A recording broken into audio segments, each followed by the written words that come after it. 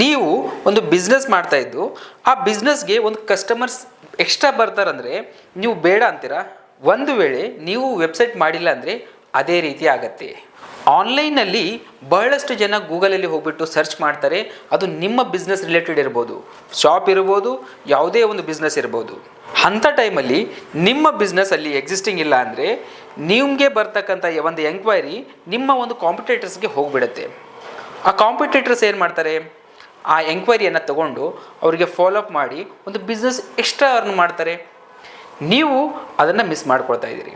2025ರಲ್ಲಿ ಮಾಡಿರ್ತಕ್ಕಂಥ ಮಿಸ್ಟೇಕ್ ಮತ್ತು 2026ರಲ್ಲಿ ಅದೇ ರಿಪೀಟ್ ಆಗಬಾರ್ದು. 2026ರಲ್ಲಿ ನಿಮ್ಮ ಬಿಸ್ನೆಸ್ಸನ್ನು ಒಂದು ಎಕ್ಸ್ಟ್ರಾ ಮೈಲ್ ಸ್ಟೋನ್ಗೆ ಒಯ್ಯಬೇಕು ಅಂದ್ಕೊಂಡಿದ್ರೆ ಇಮ್ಮಿಡಿಯೇಟ್ಲಿ ನಿಮ್ಮ ಒಂದು ಆಫ್ಲೈನ್ ಬಿಸ್ನೆಸ್ಸನ್ನು ಆನ್ಲೈನ್ ಮಾಡಿಸ್ಕೊಳ್ಳಿ. ಒಂದು ವೆಬ್ಸೈಟ್ ಮಾಡಿಸ್ಕೊಂಡು ಆನ್ಲೈನಲ್ಲಿ ಬರ್ತಕ್ಕಂಥ ಎಂಕ್ವೈರೀಸ್ಗಳನ್ನ ಮಿಸ್ ಮಾಡ್ಕೊಳ್ಬಿಡಿ.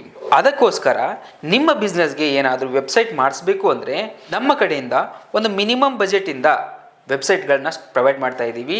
ನಿಮಗೆ ಏನಾದರೂ ಅದರ ಡೆಮೋ ಅಥವಾ ಯಾವುದಾದ್ರೂ ಮಾಡಿರ್ತಕ್ಕಂಥ ವೆಬ್ಸೈಟ್ಗಳ ಲಿಂಕನ್ನು ಶೇರ್ ಮಾಡಬೇಕು ಅಂದರೆ ಇಮಿಡಿಯೇಟ್ಲಿ ನಮ್ಮ ಒಂದು ಪೋರ್ಟ್ಫೋಲಿಯೋನ ನೋಡಿಕೊಂಡು ನೀವು ಡಿಸೈಡ್ ಮಾಡ್ಬೋದು.